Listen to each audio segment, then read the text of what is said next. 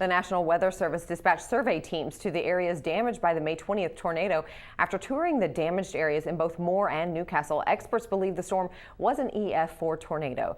Now, early reports indicate that wind speeds reached 190 miles an hour and that the storm's path stretched across 17 miles.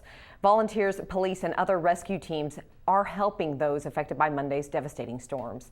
There are a number of shelters that have been set up in the area. The Oklahoman's Carrie has been visiting with a number of people at the shelters. Carrie joins me on the phone. Carrie, thank you for joining me. Absolutely. Now, Carrie, what kind of stories are you hearing? Really, everybody that we've been talking to, it's just stories of survival, thankfully. People have been seeking shelter with neighbors or in their own shelters. They've had, friends come over, or they were not home when it happened. So really, we're just hearing from people who thankfully made it out alive.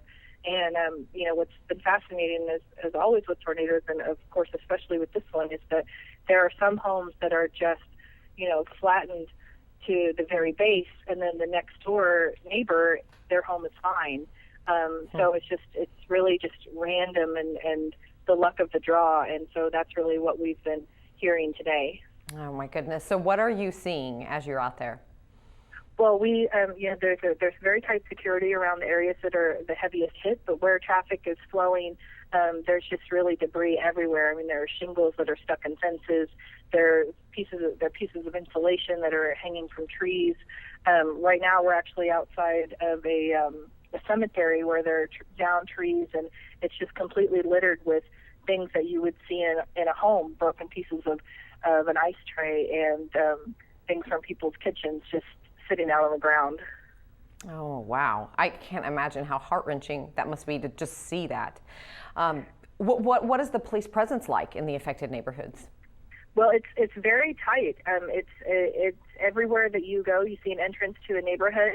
This area has a lot of neighborhoods that have, just a few entrances, and so they're not gated communities, but the police have a presence where if you want to get in, you have to show your ID, and that's what we've been hearing from people who live within those areas. You have to show your ID. They're going to check your address to make sure that you actually live within there. So they're wanting to keep out people who are wanting just to go and gawk, or people who might be looking to loot or anything like that. They're keeping everybody out unless you live there. And so it's been pretty slow going getting into the neighborhoods, even if you live there. But that's that's the whole point of it. I mean, we're seeing police at entrances to businesses, entrances. Even the cemetery that we're by right now, there's an FBI agent standing guard. Wow. Oh, wow. So very intense, obviously, out there. But that's important. Like you said, it's helping control any type of looting or anything like that. That's right. Great. That's great. Well, obviously, you're doing great work out there, Carrie. I'm sure it is devastating and heart-wrenching. Absolutely. But, at least you said you've heard some stories of hope. That's good. Yep, absolutely. Awesome. Well, Carrie, great work out there. Thank you so much. Make sure to stay with newsok.com for more information on the tornadoes.